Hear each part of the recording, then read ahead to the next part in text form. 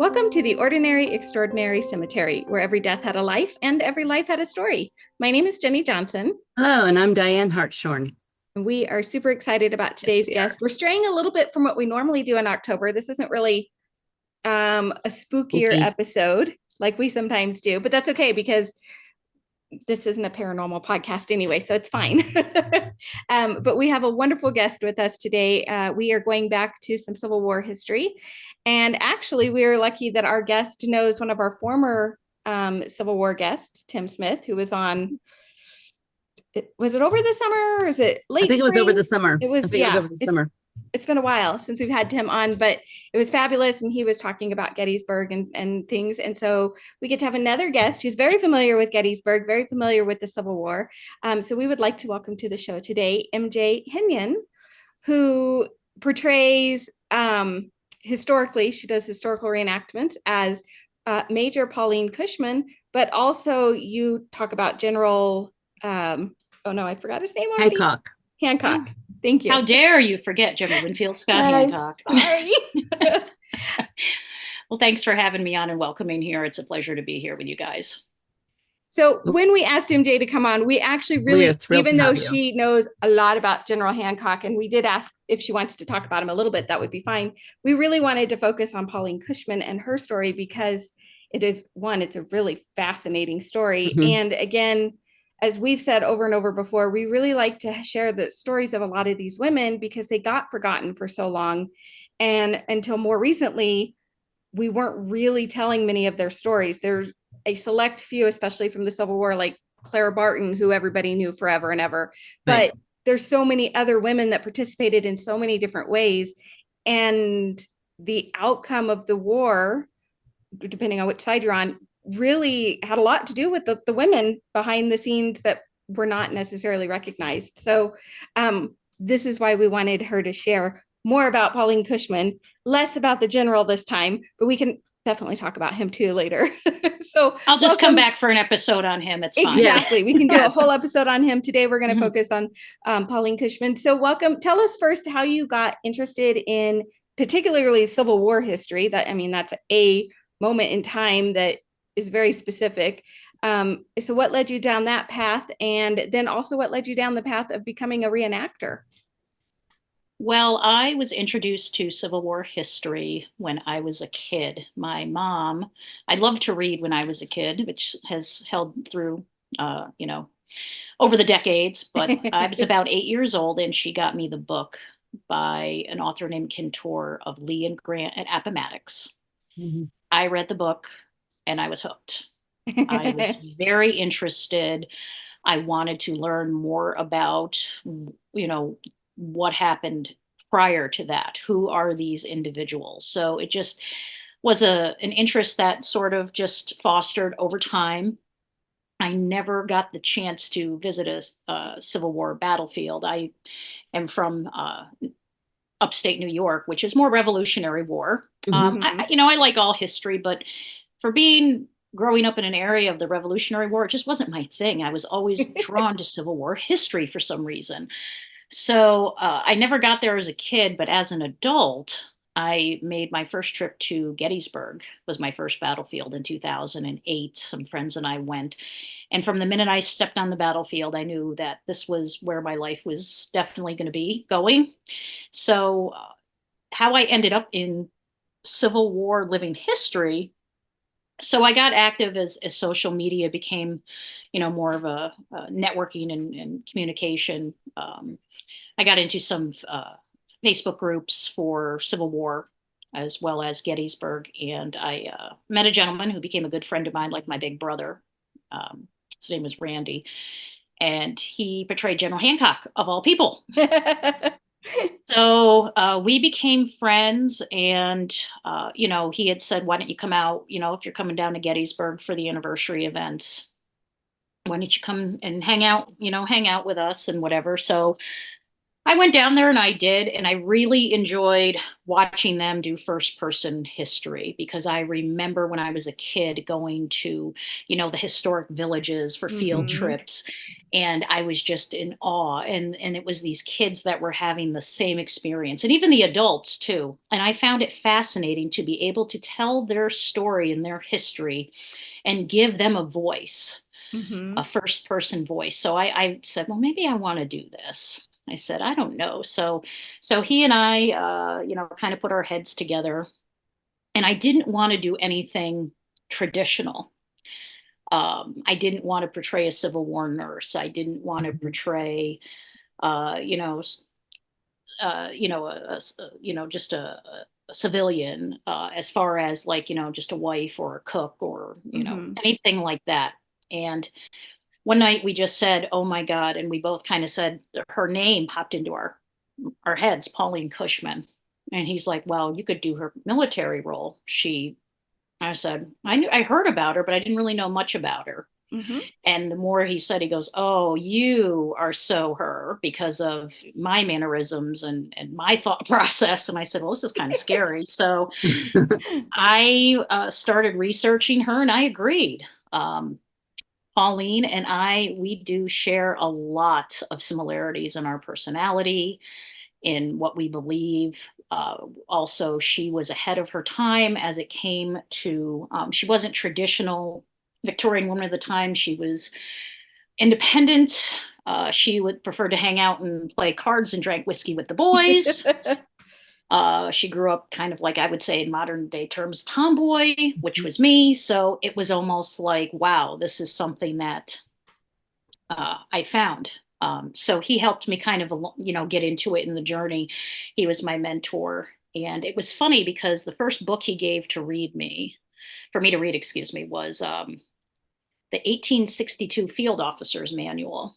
And I said, well, why do I need to read this? Because Cushman actually wasn't in the field commanding troops per se. Right. And he said, I don't care. I want you to know as if she was. You're going to read it. And I did. It was very dry, but it also helped me. It helped me understand Civil War history, looking at it from a tactical and military standpoint, which has helped me in my own studies outside of portraying her. So the man knew what he was doing. And she came into my life for a reason, and because I believe in that, because at the time when I started getting involved in this, I was in an abusive marriage with my ex-husband. Cushman was married 3 times, and her third husband was abusive towards her. And at that time, she decided not even to divorce him. She found the courage in the 19th century to leave him and start a new life. And I said, well, if she can do it in the 19th century, I sure as heck can do it in the 21st. So I did that. I left domestic abuse and started on my own life. It was about 5 years ago, and I am forever thankful to her. And that's why I do indeed like to portray the good Major Cushman. Sometimes she does come out because I feel I owe that to her, to tell her story. And, I'm not going to say she was in obscurity, but when I first started this, not many people knew about her. But I'm very thankful for people who follow my work, and also have, whether it be in person or online or the pages that I run, that she's more well known. If I even had a small part in that, that's a positive. Well, if you Google Pauline Cushman, a lot of what you've done in the last several years comes up first. So, and I found that so fascinating. And so that means you really have given her voice back to her after all these years, and the end of the Civil War. And again, she's one of those people who in your traditional high school history, maybe even some of your college courses, doesn't really come up as somebody who had a major role in what was going on during the Civil War. And I mean, she did a lot of, when you think about it, dangerous things. If she had gotten caught, sometimes it could have been very bad for her, depending on how it was. And I'm not going to give away the stories because I'm going to let you share that part. But the things that she was doing could have ended badly for her, but she still continued to do them because she believed in doing what she felt was the right thing. in that moment, in that time, and helping out, who she felt she needed to help. And I think that in itself is really important, because that's something we sometimes forget about when we're studying the history of the wars. And this goes back to any war, the Civil War, the Revolutionary War, it doesn't matter, because the way we study it, we look at the overall reasons why a war was happening, what was going on politically, why this happened, but we forget to look at the individuals that are fighting in those wars, or that have to deal with the consequences of those wars, even if they're not directly, like they're not a soldier and they're not directly fighting in it, but the war is going to affect them anyway. We just had this conversation with our last guest, Jared, when we were talking about the French Revolution and how it affected Mary Wollstonecraft and the things that she saw and experienced before she had Mary Shelley, of course. But again, as a woman, she experienced it very differently than a man would. And so I love the fact that you have found one of these women who actually had a profound impact on what was going on at the time, that got left out of history for so long, and you've brought her back and she has her voice again. So do you think that Pauline, there wasn't a lot about her because she did not fit the norm of a fine, refined Victorian lady? She was a little rough. She was of French and Spanish ancestry. I'm not going to go into her story because you're going to tell it. But she was, she was a little, I don't want to say rough around the edges, but she did not. You can say it. Just go ahead. Just she was a little rough around the edges, and she wasn't, quote, a proper lady. Do you think that that could be why she has been, I don't say sort of forgotten, but not like Clara Barton, who was supposedly like almost saintly? I think that could be a small reason of it. I think that being she was a spy, because there's not a lot when you study the espionage of the Civil War. Sometimes there's not a lot. And you also have to separate fact from embellishment. Which could be really hard sometimes. Well, there's a book out that Cushman actually helped author with her friend. It was published before the war ended in 1864. And I can definitely see where she might have embellished just a little bit about some things. Because, when you read memoirs, when you read these accounts of any of these people, after the Civil War, they're not going to make themselves look bad. Right. You're going to make yourself look out to be more heroic and things like that. So especially when the spies, and there's not a lot of perhaps information out there. However, that doesn't stop. Definitely keep researching, because I have found things and able to debunk things that have been written about her just from newer discoveries. I found some letters I have found, and I've done that with many of the people that I research. You find newer research, and hopefully people are open to that. I know that a lot of people aren't in the Civil War community. Like, many people still view George McClellan in a negative light, even though my friend Alex Racino has done so much work and has written a couple books about him in the Maryland campaign, and it really has you reevaluate him. So one thing with my work is I hope that people will reevaluate how she's viewed. She just wasn't, a spy. She was definitely someone ahead of her time, a woman ahead of her time. And even later in life, she was involved in beating up guys, and she threatened a newspaper editor that wrote something unfavorable about her. And that's why I love portraying her. She's got a great story. And I often do see a lot of myself just in standing up for other people. And I stand up a lot for women in the Civil War community, whether they are authors, podcasters, reenactors, living historians. When I first got into this about 7 or 8 years ago, I was going into a male-dominated hobby, per se, and field. Yeah. And I knew that, and I had a lot of my gentleman friends tell me what was going to happen, and it did. You get some hate, and I've over the years grown to kind of let it roll off my shoulders. But I've always encouraged and inspired women to, if you want to do it, just do it. If you want to start a podcast, do it. if you want to get into reenacting. There's many more females that I'm noticing when I'm in Gettysburg at events, of females that are hiding their gender, much like they did during the war on both sides, that are now getting into reenacting units. And there was one woman that came up to me at Remembrance Day in Gettysburg a couple of years ago and said, Major Cushman, I had to meet you. I saw you. I was sitting at one of the local drink dispensaries.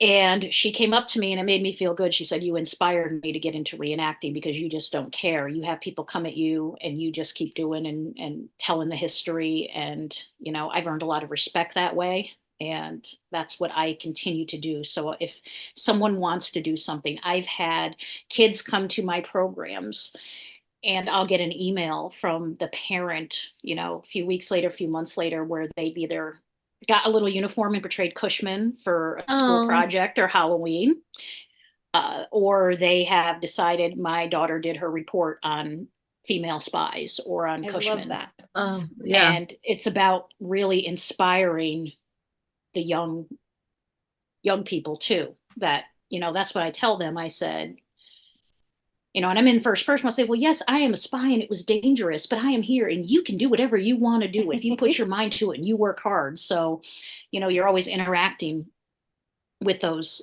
kids. But I do feel blessed that I'm able to also inspire some adults as well. And I even inspire a lot of guys that maybe are more introverted, that don't really want to, they're not sure about getting involved. And then they say, well, you know what? Hey, maybe I'll give it a try. So that's one of the reasons why I do what I do, is it makes me feel good to know that her story is affecting so many people. I love that so much. Yeah.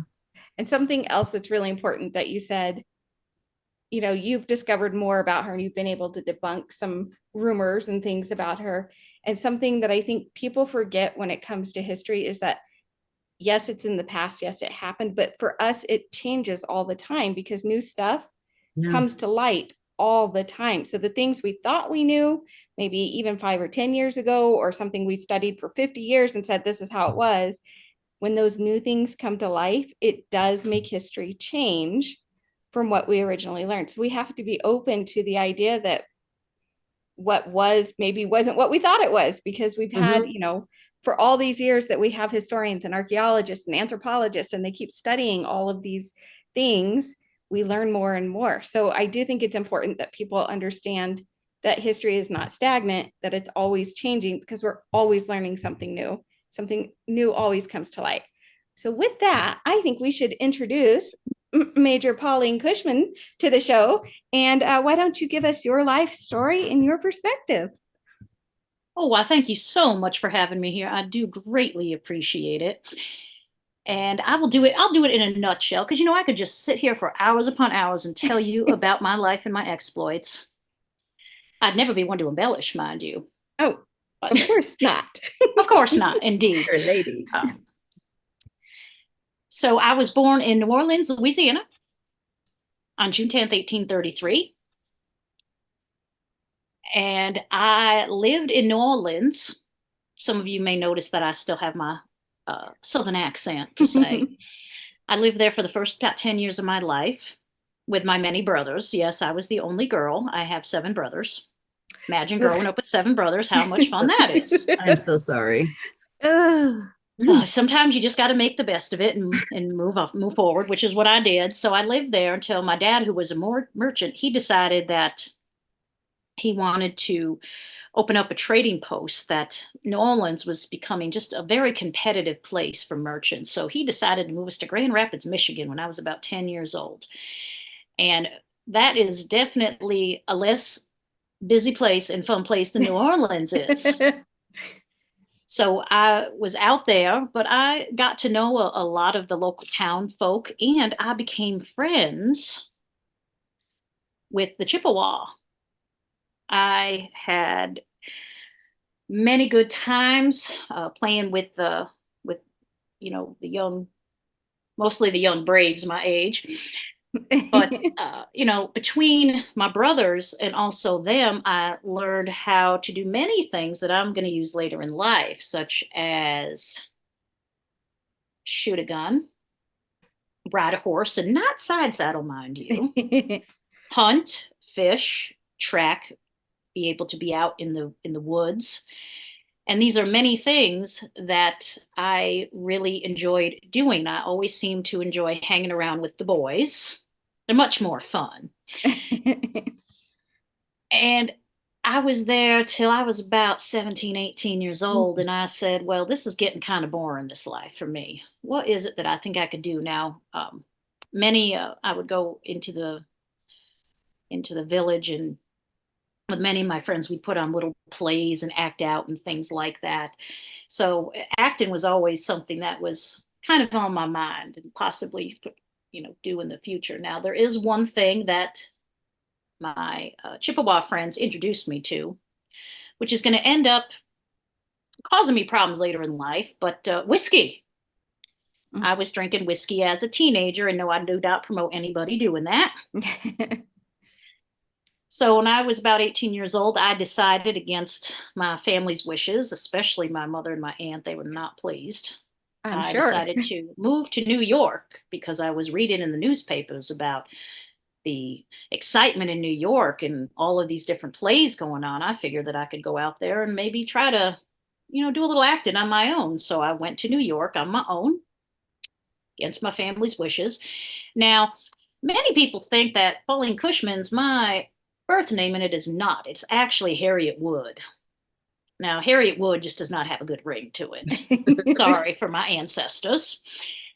So there was a very famous actress at the time named Charlotte Cushman. Well, I decided to fancy me a new name. So Pauline Cushman, I decided, well, I'm going to ride her coattails a little bit.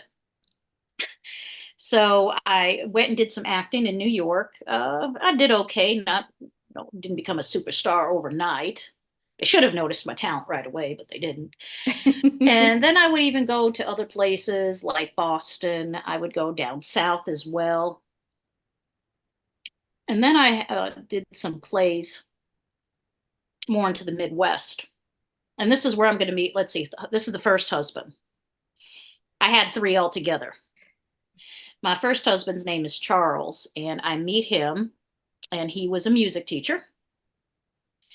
He also was involved in some of the plays I was doing for directing the music. So he was kind of easy on the eyes. So I said, oh, why not? Let's settle down. So got married to him, and we had a couple kids. And that would be Charles Jr. and Ida. Well, now here I am, originally from New Orleans, and I'm living in the North. Well, then this big to-do about the Civil War is coming and starts to break out. Well, what am I going to do at the time? 3 of my brothers decide to fight for the Confederacy. And I said, well, I don't always agree with what you all are doing, but they believed in what they wanted to fight in, and I wish them no harm, and I hope they came back to me in one piece. However, I decided to stay loyal to the Union along with my husband, Charles. He's going to enlist in an Ohio regiment as a musician. So here I am, taking care of 2 small children while he's off to war.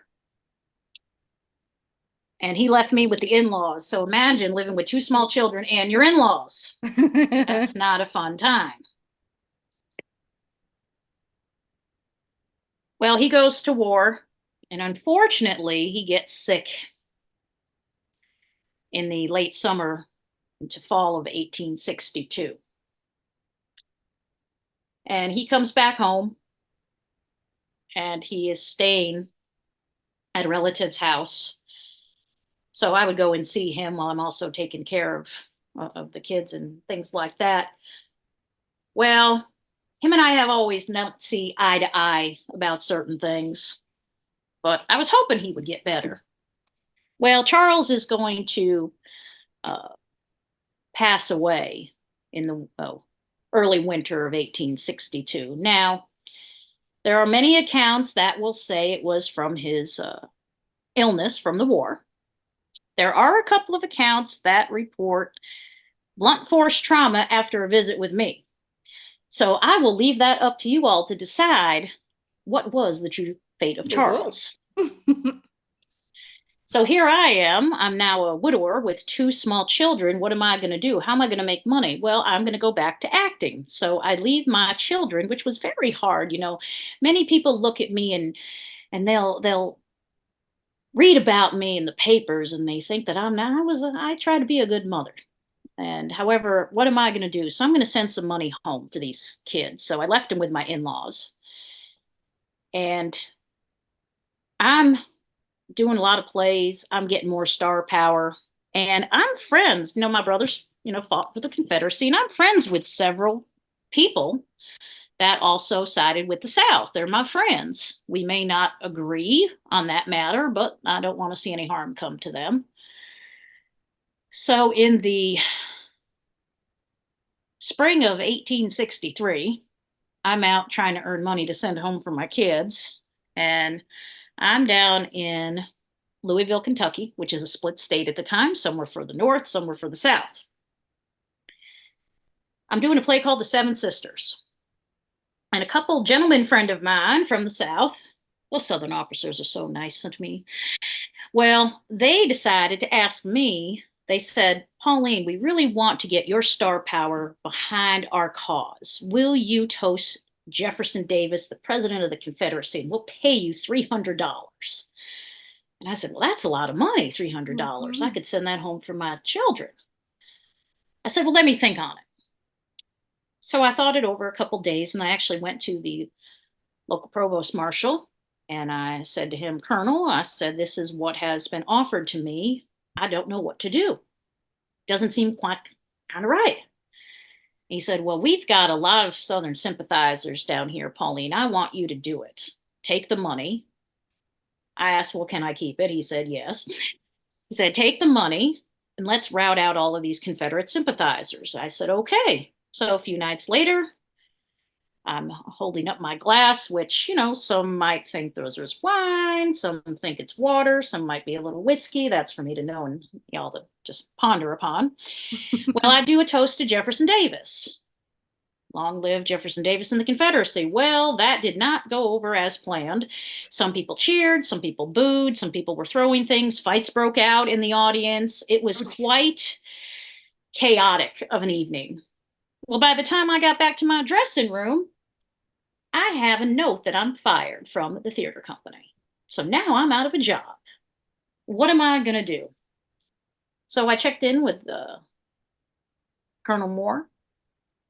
And he said, well, let me think on this. And a couple days later, he said, how would you like to serve the Union? And I said, well, how would I like to do that, sir? Because I would like to do that. Because, I had heard stories of ladies dressing up as soldiers to go fight for each side. They would hide their gender. And, when all the boys are off at war, many of us girls, well, we portrayed male roles on stage. So this would be easy for me to do.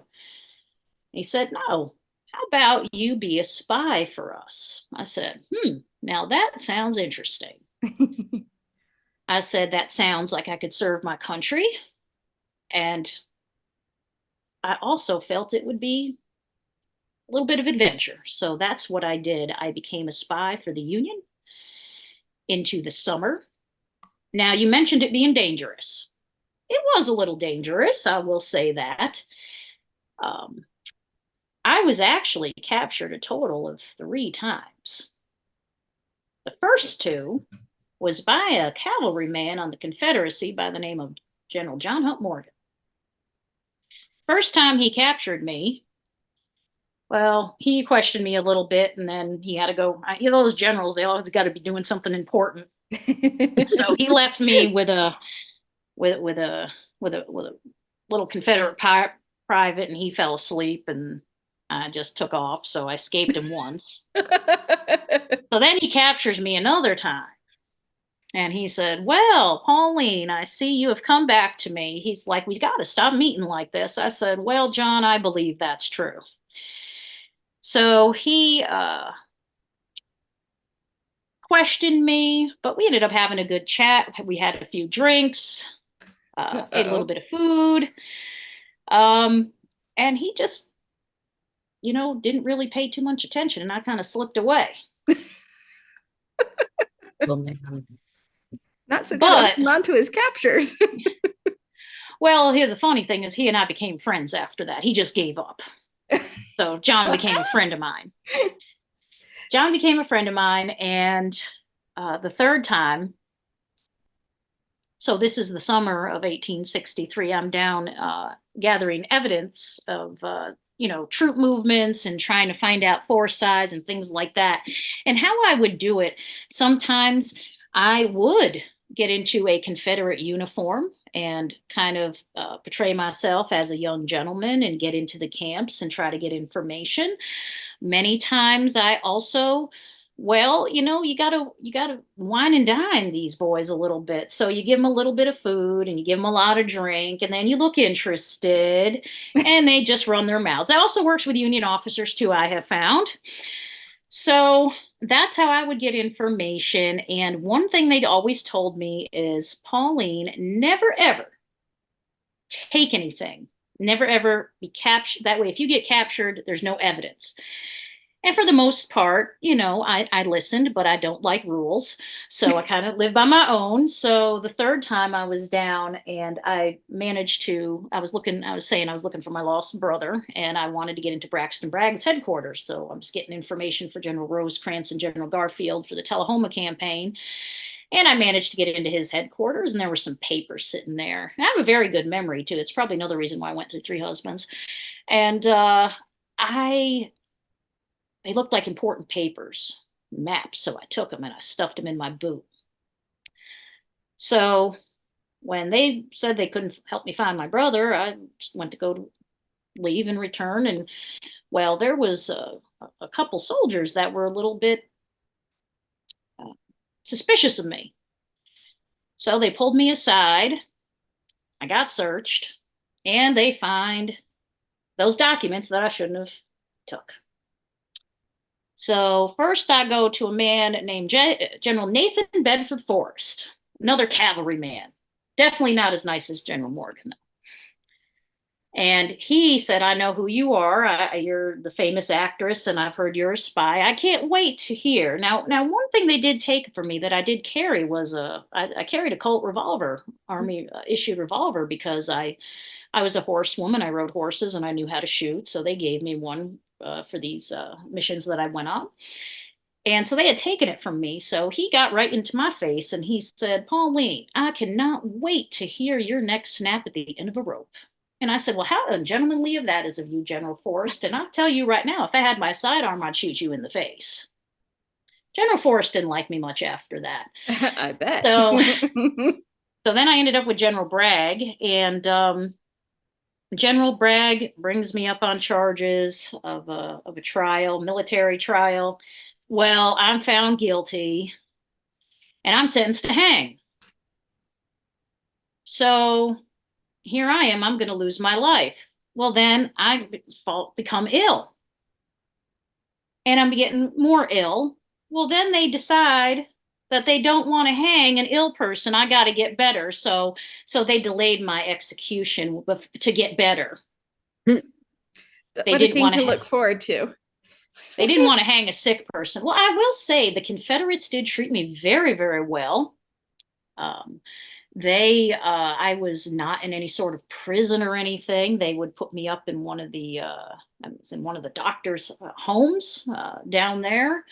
So they did treat me pretty well. It was probably that good old charm of mine. And so they delayed my execution. And being an actress, I might have sold the sickness story a little bit more than what I was. Well, anyway, I knew that General Rosecrans was coming, that they knew where Bragg's army was, and I just had to hold out. And sure enough, I did. And General Rosecrans, them boys started coming towards Bragg's location. And General Bragg, he decided to hightail it out. Well, they don't want to take a sick woman with them, so they just left me there.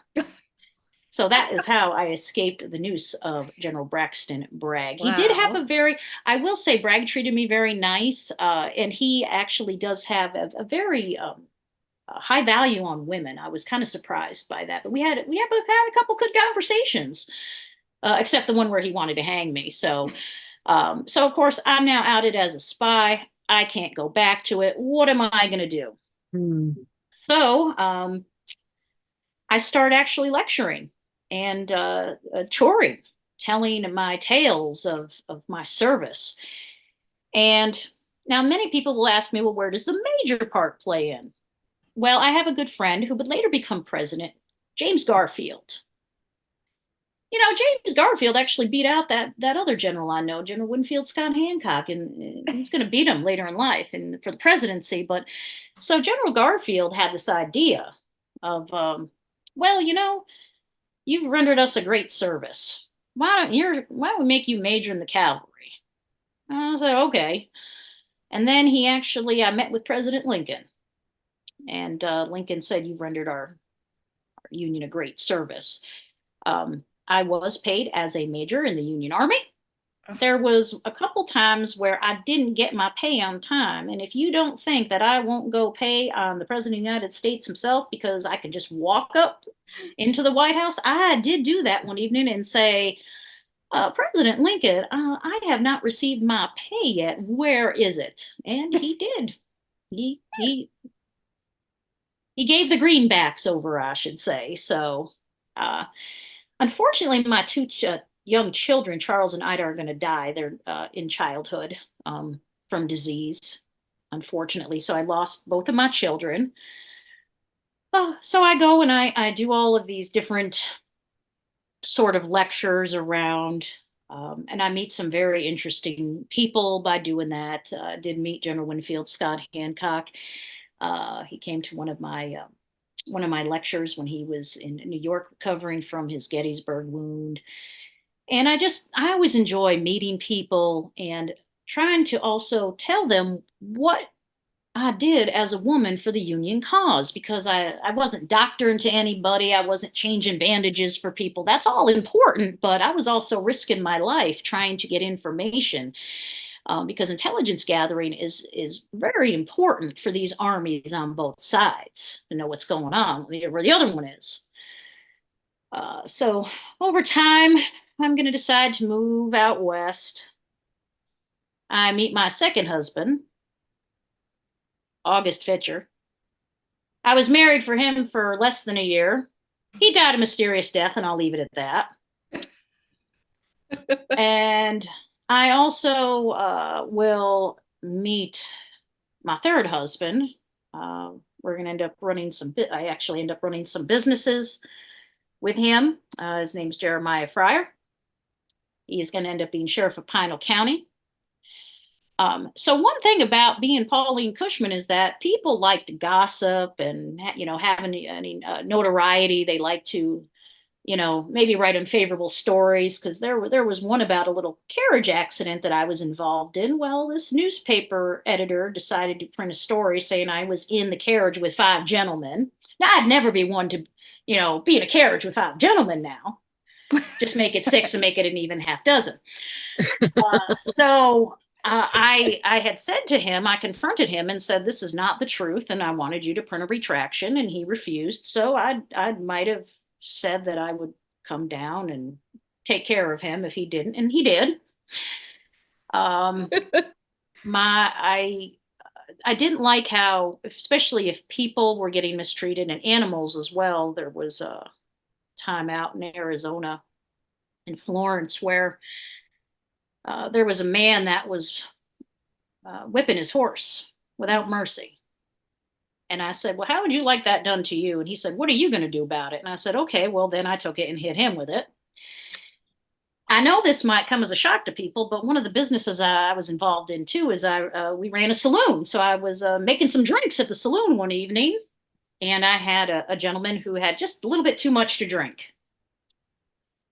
And I had said, no more. You've had more than enough of your share this evening, sir. And he said, he called me some vile names and said I would serve him. And I said, I said, you've got about 5 seconds to leave my establishment.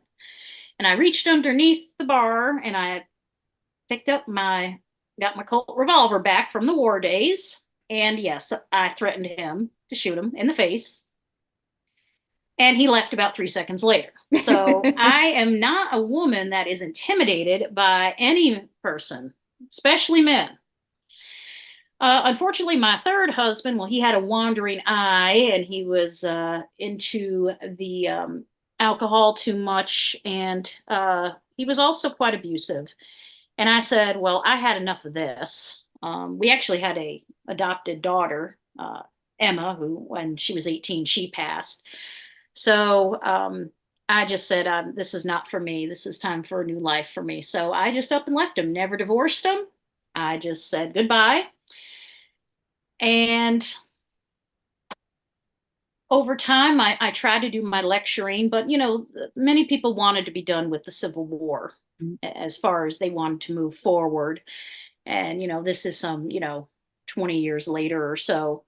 And so I would take any jobs. I actually worked in an ice cream shop. I'm sure General Hancock liked that because he's one for sweets. I was a seamstress. I would do any kind of odd jobs. I worked at a logging camp for a while, so I would do these different things. But one thing is that, of course, I indulged in whiskey a lot from when I was young, and I really do enjoy it. So I also had a lot of pain in my life, rheumatoid arthritis. And I also there was a time when during my spine days, there was a bullet that ricocheted off of a rock and hit me in the ankle. So that's been problematic for me too. So unfortunately, I had all this pain and I did drink quite a bit. So on the evening of December 2nd, 1893, I was and I had been mixing painkillers with whiskey. And I took a little too much.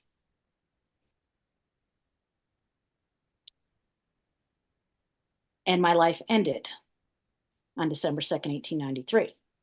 Now, from above, I watched down and I heard that there were a couple autopsies done. See, a common myth about good old Major Cushman is that I ended my life, which is not true.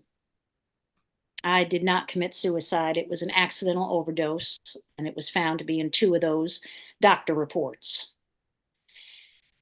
At first, I was just going to be buried in San Francisco, where I died at the boarding house by some friends in just a regular grave in the nearby cemetery. Well, then the local GAR, well, they found out who I was and my service to my country during the Civil War. So if folks are ever in San Francisco, California, I would like you to go to the Presidio Cemetery, and I want you to go to the Officers Circle. And that is where I rest eternally, in the Officers Circle, under the name of my third husband, Pauline C. Fryer, Union spy. Oh. Wow. Oh, that was awesome. So Pauline you never received a pension? Well, I was able to collect my first husband's pension, and there might have been another little bit of money that I was getting, but I'm not going to reveal that. But not even for how you. that came about. But not even for, but you didn't receive a pension because technically Correct. you weren't in service, right? Because you were a spy. Well, I was getting paid as a major. So that's why I should have had major. one. Okay. But not, it was probably a little harder to come by later. Wow. I should have just went to the White House and banged down the door. You could still do that in those days. it was still a thing. My good old friend Garfield was in office. Unfortunately, not for long, but I should have done that. The woulda, coulda, shoulda, right? Right. Well, you were a little busy doing some other things too. Like it seems like you kept yourself going all the time. Like I don't feel like you had much downtime in your life. I don't like to be bored, because when Major Cushman gets bored, it's not a good thing. It isn't. I can imagine. But if you as MJ, if you could tell Pauline one thing, or maybe two or three, what would it be? What would they be? Thank you for blazing a trail for strong, independent women before her time that we could emulate now. Thank her for her service. And, she had, like I said, she had friends on both sides of the war. And she was devastated when John Hunt Morgan was killed. I would say, thank you for your service and for what you did. And also for not being afraid she picked her friends. She didn't have anyone pick them for her. And when they said things to her about that, she basically said, you don't pick my friends, I pick my friends. So I would say that. But I would thank her, because she inspired me to make a change in my life. That was very needed, I might say. And that's, my life vastly improved since then. And that I am blessed I get the opportunity to give back and to tell her story, to give her that voice here in the 21st century. She did not live an easy life. There, like I said, there was moments of triumph, but also there was tragedy as well. Oh, yeah. And that's what I try to do with her and everybody that I study or I give programs on. Again, when you go to a cemetery and you look at someone's gravestone and there's the date of birth and the date of death with a dash in between. Well, I want to tell that dash. I want to bring their story to life, bring their humanity out to it, because these individuals that we study or we talk about, they're more than just a name in a book or a picture on the internet. They're human beings. We're all capable of the good and the bad. And I feel that I personally owe that to her, to tell her whole story. Whether, she was an alcoholic. Yes, she was promiscuous at a time. She did enjoy her gentleman friends. But yes, she was addicted to painkillers, but I think that brings the humanity of it, and that people can identify with that now. I identified when I started learning her story that her and I had so much in common, and that, if she can do things then I can do these things now. So I feel very blessed. And, my Living History group, we have a saying that says the persona picks the person to betray them. And I firmly believe that's true. So I thank her for picking me to tell her story. And hopefully she would be pleased. I think no, you did not. That idea, when she dropped in, that was her saying, okay, I know who's going to tell my story. Absolutely. MJ. Exactly. Yep. But we've heard that over and over again from guests on our show who have portrayed certain people or have studied certain people. Maybe some of them haven't portrayed them, but some of them have written their books or written whatever. And they were chosen to tell that story that, they needed. The person said, you're the right one. You're my person now. And so I'm glad that she found you, and you get to do her on a regular basis too. You get to inspire children. You've inspired other adults. And I think that's so amazing. And like you said, she's that trailblazing woman that is real in so many ways. And that sets an expectation that all women of the past were not super feminine, going to follow the rules, gonna, do everything their husbands told them to do. They were helpless. Like, because how many real women in the world do we know that are going to be like that now, right? So many of us, I'm sure those of us that have husbands, our husbands can attest to the fact that we have our own minds and we do our own Yes. thing. I know my husband Yes. could say that.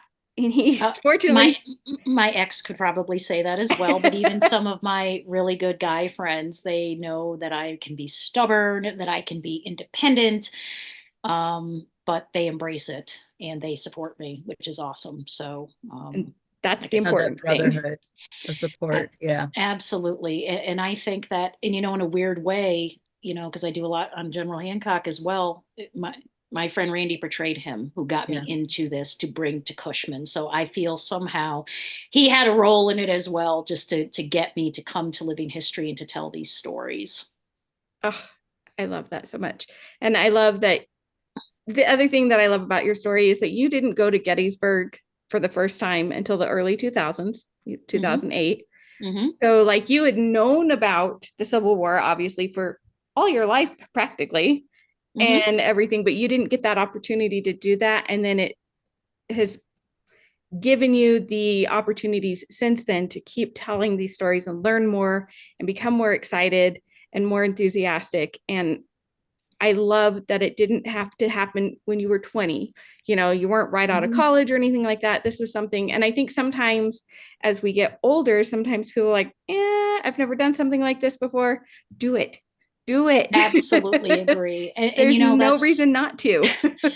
That's the thing. You're never going to know unless you do it. And, my parents couldn't get to Gettysburg because we couldn't afford it.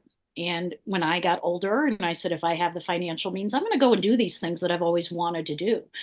And so, yeah, I got into portraying Cushman in my 40s. So like you said, I'm not a college kid or anything. But definitely, I always tell people life is short. And do what you want to do and do it anyway. If somebody says something to you, oh, well, just do it. And you're never going to know. You're never, I'm a baseball fan too. I like sports, and a baseball adage I've used, you're never going to get to second base if you don't take your foot off of first. Oh, I love that. And, that's why there's so many people even now that, are 30s, 40s, 50s, 60s. Maybe they're changing careers. Maybe they're changing their lives in other manners, or, they do want to get into Civil War history, become a historian. They want to, write a book. They want to portray somebody, or at least tell their story. And that's what I say, just do it, because we never know how much time we have left. Unfortunately, my friend who got me into it, he passed of cancer at the age of 62 back in 2020. And he, life is short, and that's why I kind of really encourage people to just get out and do what you need to do and just try it. You're never going to know. And there's always going to be the naysayers, and you just have to let it roll off your back, because a lot of times they're saying something to you to not do something, or that you're going to fail because they don't have the courage to get out and do anything for themselves. They're just going to sit there and they're going to be miserable, and they want to make you miserable. So you know what? And even if you try something and it doesn't work out, that's okay. At least you tried and you learned something, and maybe, to do something better the next time.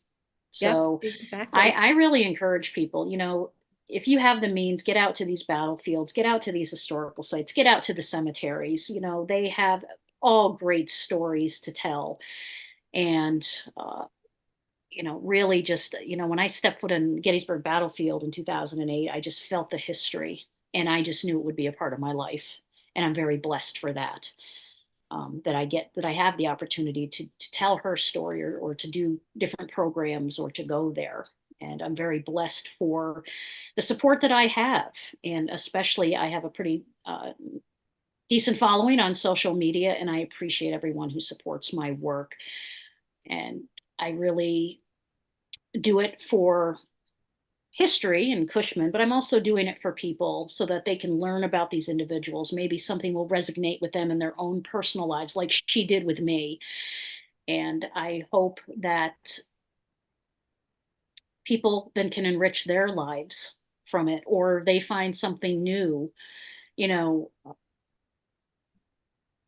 I've had people that say, well, I can't physically get out to a battlefield, but I want to do something for the Civil War. So I'd say go be a digital volunteer for the They're Library of important. Congress or the National Archives. There's many historical societies that are looking for digital volunteers.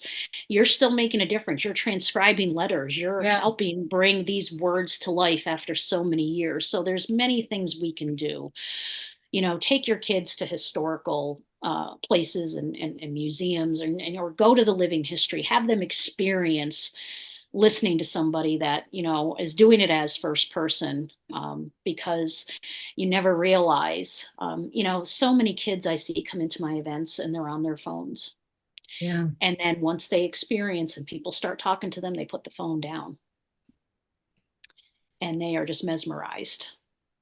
Well, Or and I they think getting them beyond the screen for that, you know, so much of it, and especially since COVID hit, you know, we started using screens a whole lot more for everything, which for Diane and I has been very beneficial for the podcast. But oh, absolutely. I think people started to spend more time. So the fact that if you take your kids to these living history exhibits and they do, and like you said, they put that phone down and then they experience something live and in person, it will stick with them for a long time. And hopefully that's what encourages them to look into that particular side of history or that event or that person more, and then inspires them to find other bits of history and people they want to learn about. Or even acting in theater. I mean, yeah.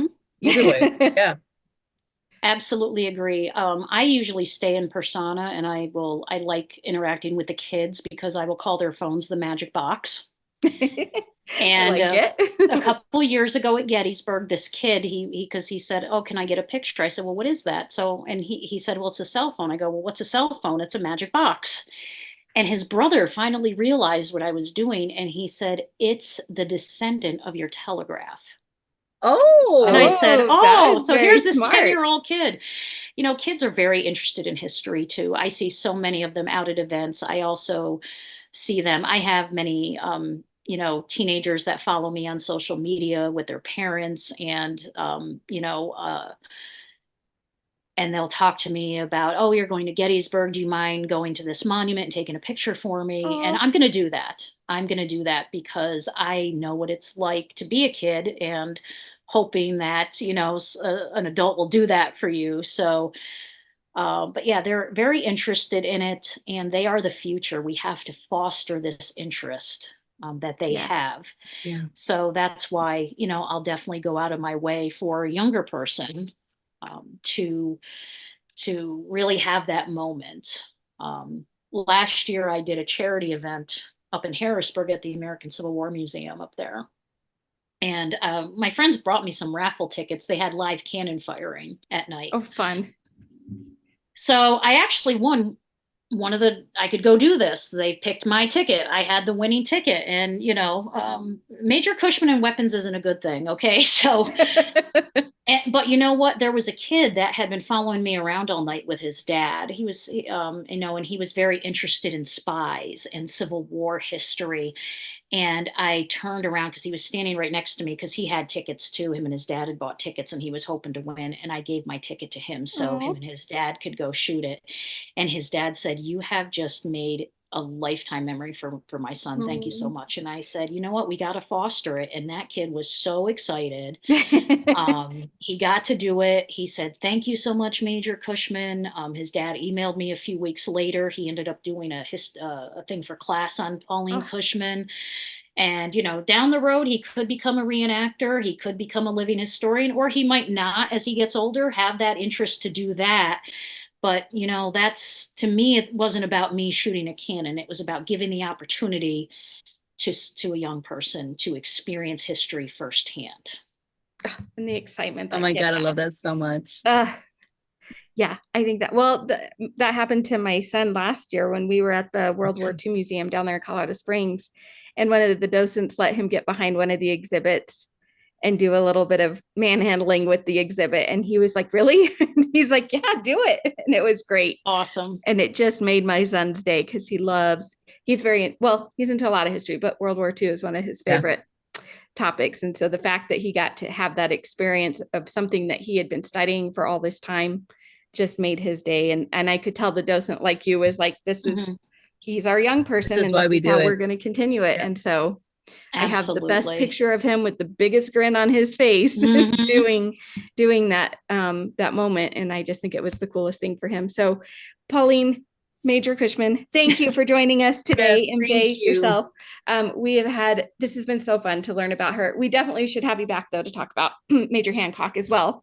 Yeah, I could definitely do that for old Winnie Boy. I'd love to. Yeah, because he's got a great story too, and I've got a lot of great information about him as well. He's buried in Norristown, Pennsylvania, in Montgomery Cemetery, which has a great story about where he's buried. So definitely cool. Love to be back. Yeah, we'll have you back on, and we'll do his story and everything. But thank you for taking the time. Thank you for all you're doing. Yes, thank for you, history MJ, for and helping us to remember all these people, and again bringing back, like you said, bringing back their humanity and making sure that we remember that it's more than just battles and politics, and these are people, real people who lived real lives and did real things, and I appreciate you for that. Well, thank you.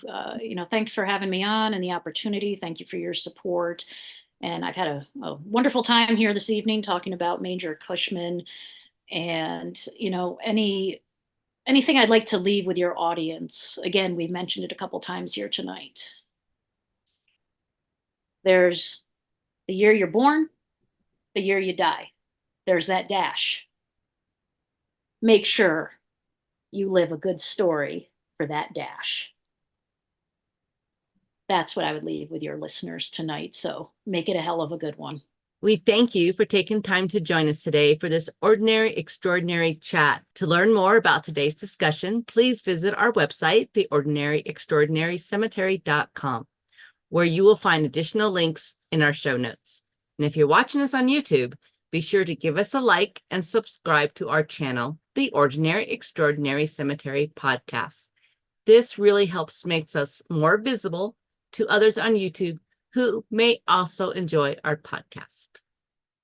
And please don't forget to visit us on social media, where we share all kinds of cemetery photos, quotes, tidbits, and more. We are on Facebook and Instagram at Ordinary Extraordinary Cemetery, and on X at OrdExtraCem. So OrdExtraCem.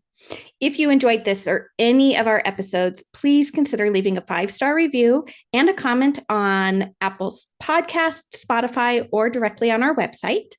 You can also leave those same comments on YouTube. Your positive reviews and enthusiasm for our show help others who love cemeteries and history to discover us and all of our ordinary, extraordinary stories. And if you're feeling extra generous and want to help support the podcast in a financial way, you can now buy Diane and I a cup of coffee, either through YouTube or on our website. Simply click on the coffee cup icon and it will allow you to make a donation. Until we meet again.